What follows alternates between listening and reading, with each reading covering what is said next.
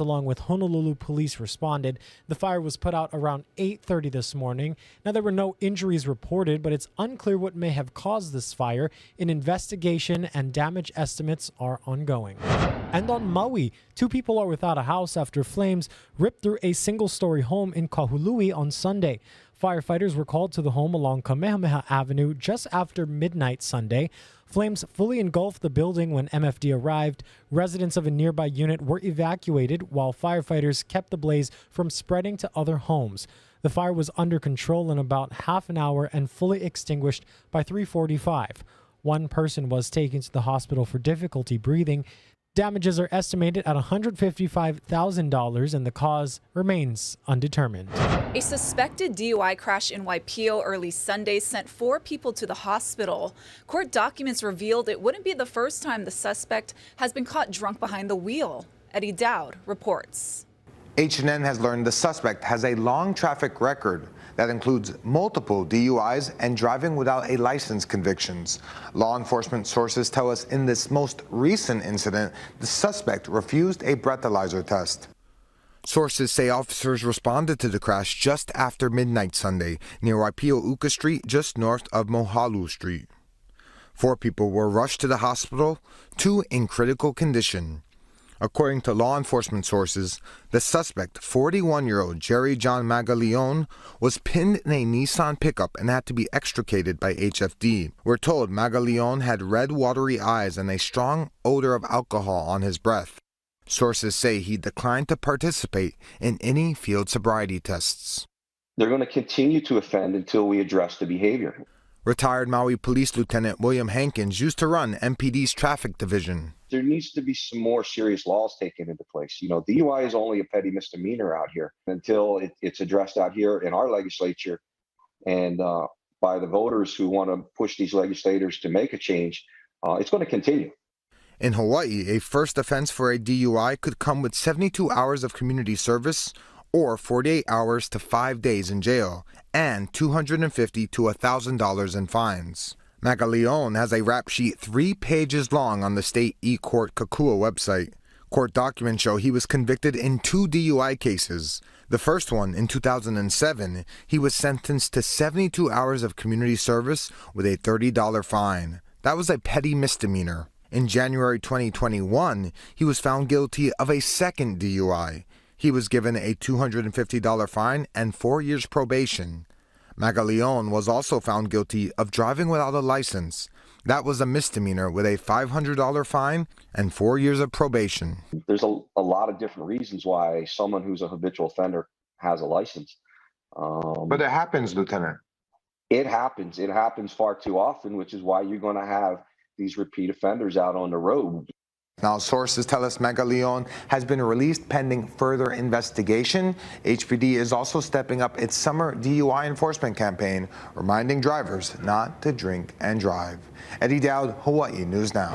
Positive developments in the recovery of a 17-year-old girl who was shot in the head in Maili last month. After multiple surgeries last week, Richiana de Guzman's family says she's showing signs of improvement, including blinking her eyes. When she was admitted to Queens Medical Center back on June 17th, de Guzman's mother said doctors had discussed the possibility Richiana was brain dead. Now she's set to leave intensive care. They will start the process in weaning her off the ventilator and start her doing therapy to be able to talk and walk again. I just want to throw up my hands to God. Anna, open your eye. We're trying to keep this for us. Open, honey. Open. Open. Open, baby. There you go. She blinked. De Guzman's mother says the plan is to move her to a rehab center as soon as today. Welcome news, as she's been camped outside the hospital for over 2 weeks now. Meanwhile, HPD continues to search for the suspects in the case. New at noon, metal detectors are being installed at the Hawaii State Capitol as security measures are being beefed up. Hawaii now joins 37 other state capitals that have metal detectors as a part of their security. The detectors will be installed at 3 entrances, 2 at the rotunda elevators on the street level and 1 at the chamber level basement. API Security was awarded the Unarmed Security Guard Services contract, but state sheriffs will continue to respond to calls for assistance as well as provide law enforcement patrol presence in and around the complex. In news across the nation, a shooting in Baltimore left 2 people dead and at least 28 others injured during a block party early Sunday morning. Now, there is a reward for information in the case. For this next story, a warning some of the footage may be graphic. Willie James Inman reports from Washington. Law enforcement officials tell CBS News there is concern that Sunday's mass shooting at a block party in the Brooklyn section of Baltimore will trigger a retaliatory attack and a new cycle of gun violence. We are doing everything in our power to ensure that the horrific violence that occurred this weekend is not repeated either in Brooklyn or any other neighborhood across Baltimore. Surveillance video shows a crowd filled with teenagers and young adults running for their lives as a spray of gunfire hit 30 people. People were running everywhere, people were crying, people were out of breath. Police announced the reward is now up to $28,000 for information leading to the arrest of those responsible for killing 20-year-old Kailis Fabemi and 18-year-old Aaliyah Gonzalez. I strongly urge anyone with any information to help us bring these individuals to justice. More than a dozen of the wounded are minors, the youngest 13 years old. There have been nearly 130 homicides in Baltimore so far this year. The mayor says that's a 20% drop from last year. Willie James Inman, CBS News. Now, the fallout continues as the U.S. Supreme Court has made a bunch of big decisions that impact the nation. Joining us now is Mike Valerio for more on this. Hey, Mike. Hey, Ashley, and we're going to start with these seismic decisions on student loan forgiveness and affirmative action that are now poised to potentially impact higher education nationwide. As the proverbial dust settles around the United States Supreme Court following a contentious term, the immediate consequences for everyday Americans are becoming more clear. The Roberts Court these days is more eager to overturn older precedents than any court we've had probably in the last century. In striking down affirmative action programs at Harvard and the University of North Carolina, the court effectively determined colleges and universities can no longer expressly consider race in the admissions process. It prevents our higher education institutions from using a tool that helps promote diversity on campus. And while the court suggests the impact of an applicant's race in their life can still be taken into consideration, and proponents of ending affirmative action say it makes the process more fair, many fear diversity in higher education will suffer in the long term. I'm very concerned about the morale that is going to have on our minority youth.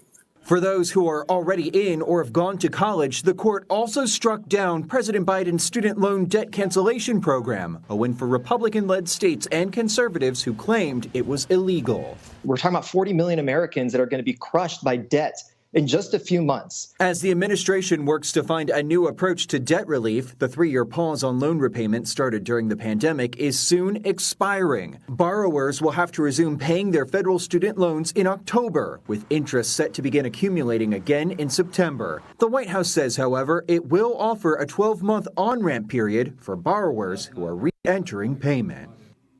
And Ashley, the justices also sided with a Colorado-based web designer, ruling that she has a First Amendment free speech right to deny her services to gay couples who could have been seeking out her services to make a wedding website. We say could have because they never did. She sent this lawsuit and drafted this lawsuit as a preemptive strike against a Colorado anti-discrimination law. The justices, though, the majority ruling that she could not be forced to engage in speech that is contrary to her religious beliefs, Ashley.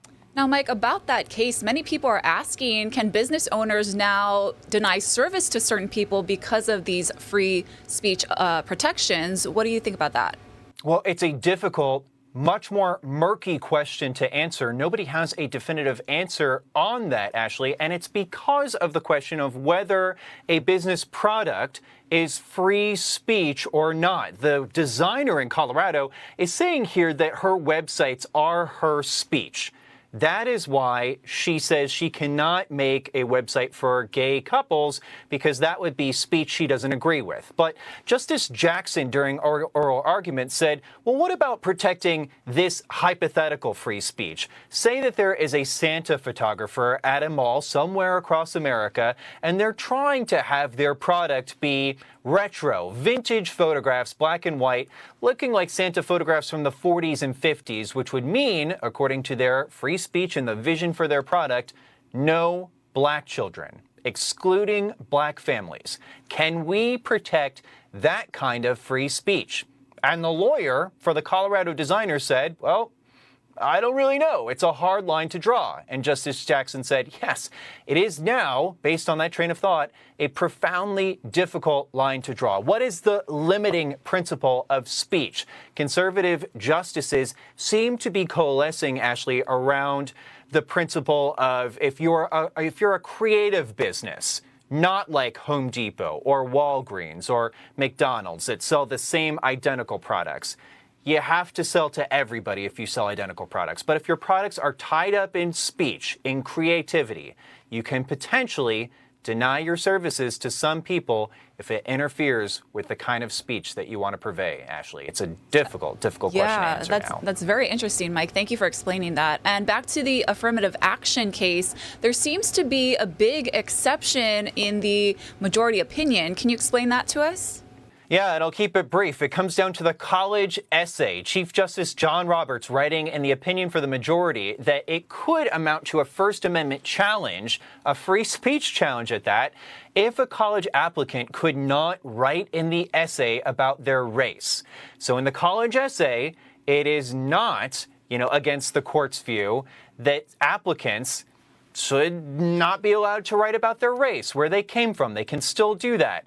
But race can also be considered in military academies. That is not off the table for military academies. It is expressly off the table in the application process. Colleges explicitly asking the racial question in the application process for private and state universities across the country.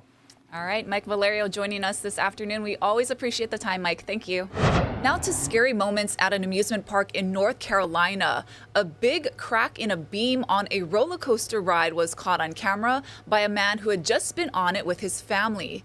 Emily Ikeda shows us what happened and tells us more about amusement park safety.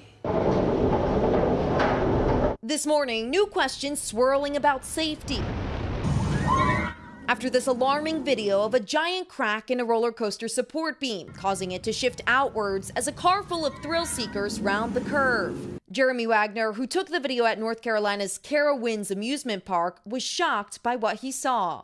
I'm like, I can see light through it. And I'm not an engineer, but that's not good. Wagner, whose family had just ridden that coaster, quickly told park security and the fire marshal, and the ride was shut down indefinitely. Carowinds, which is owned by Cedar Fair Entertainment, writing in a statement, "Safety is our top priority, and we appreciate the patience and understanding of our valued guests during this process." It makes me second guess getting on a roller coaster now. Fury 325 is one of Carowinds' premier attractions. Its website touts it as the tallest, fastest, longest giga coaster in North America that crosses the North and South Carolina border. This photo, taken by a park visitor just a week earlier, appears to show the cracks starting to form. The coaster has been operating since 2015, and Carowinds says Fury 325 and all of its rides undergo daily inspections. How did it get to this point? And people are on that ride. It's putting the spotlight on ride safety, just as amusement parks are starting the summer visitor crush. Last year, Missouri 14-year-old Tyrese Sampson fell out of a drop tower seat and died at Orlando's Icon Park.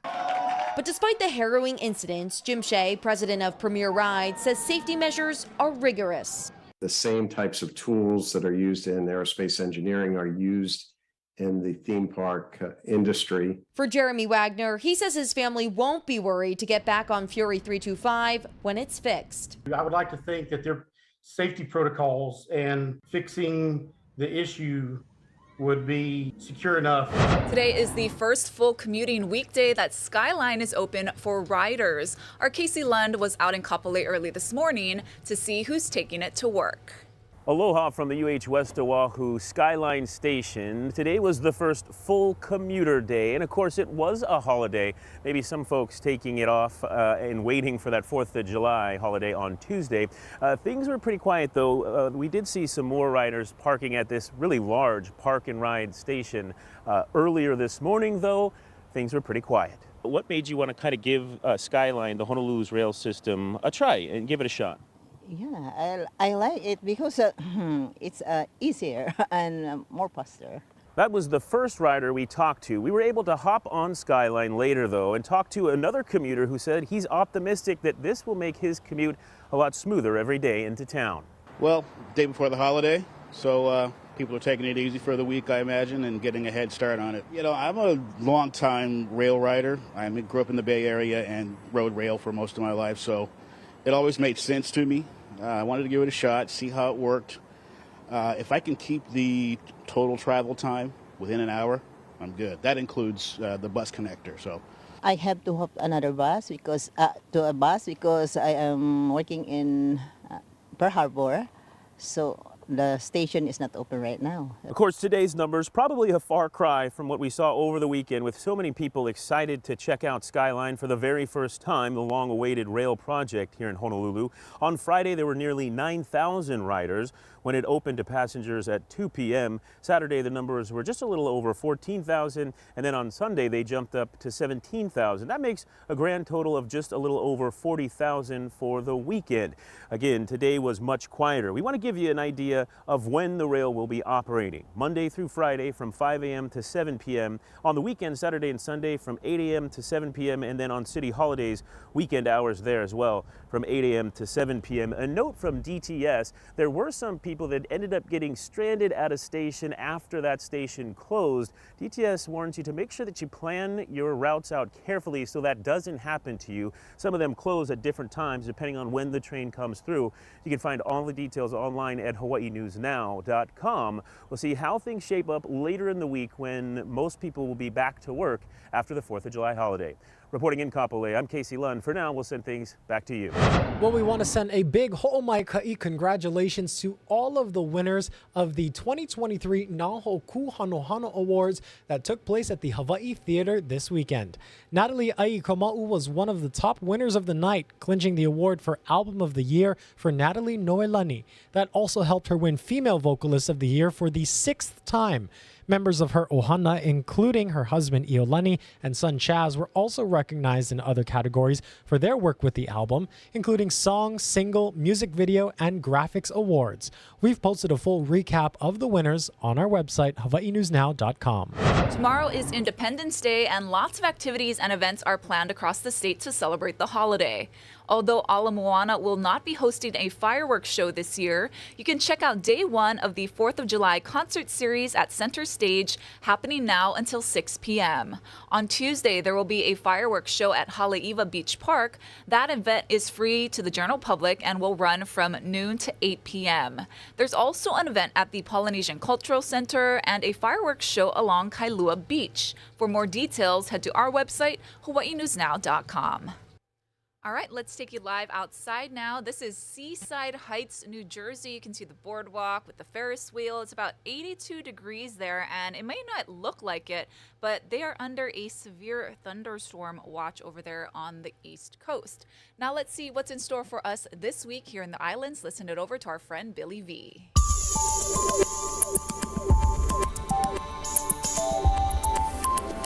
Let's set you up for the next couple of days because, of course, there's today and then there's tomorrow, the holiday, and then we go through the rest of the week. So today, 15 to 20 mile per hour winds, sunny with some cloudy periods and windward and Mauka showers drifting leeward at times.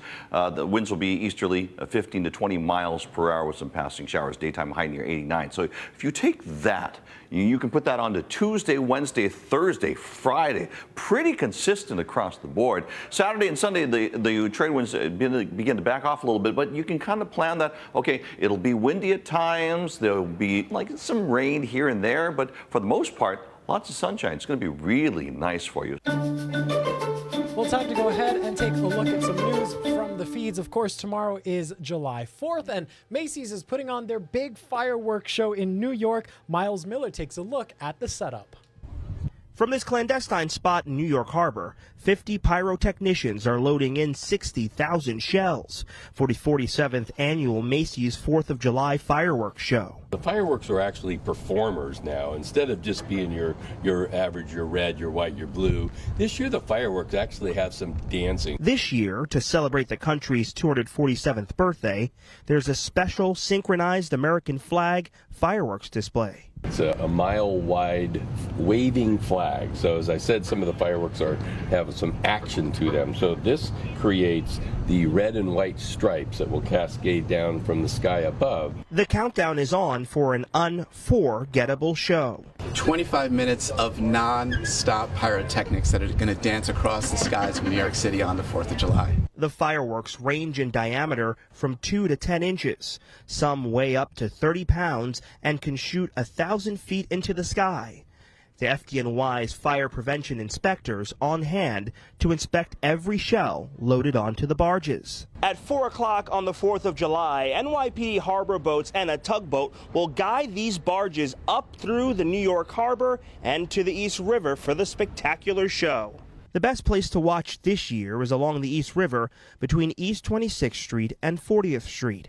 We like to say if you've got a clear vision of the sky over the East River, you'll have an opportunity to see our show. And what a show Macy's will put on. It's going to be married to a track of patriotic music, celebrating and honoring America. And of course, you can see the fireworks show happening on KHNL tomorrow at 7 o'clock. Definitely looking forward to that one. Yeah, I wonder how it's going to be with the air quality, though, over there, right? Yeah, we'll have to see there. Yeah, well, another 4th of July tradition, you guys. The official weigh-in for the Nathan's Hot Dog Eating Contest took place today in New York. So the event takes place tomorrow at Coney Island. So contestants will attempt to eat as many hot dogs and buns as they can in 10 minutes. 2 top competitive eaters returned this year. Joey Chestnut, of course, he's going for his 16th mustard belt, which would be his 8th consecutive title. And the #1 female eater in the world, Miki Sudo, will compete for the women's title. She is the 7-time women's champ. And speaking of hot dogs, we also want to address the debate that's going on online right now. Ashley, where do you store your ketchup? In the fridge. In the fridge, yes. Definitely. That's what I say. Heinz has weighed in saying that ketchup goes in the fridge. You see it there. They asked their followers for their thoughts on where they put it. Most people said in the fridge, but some 37% of 13,000 people said they put it in the pantry. Now, the good news is natural acidity in the ketchup says it makes the product self-sustainable, but to maintain its quality, it's best to put it in the fridge. Fridge, people. Yes, I put a lot of things in the fridge, including cereal. It stays fresher there as well. So, bread. Yeah, bread. Yes, exactly. Utilize your refrigerators, everyone. Happy Monday.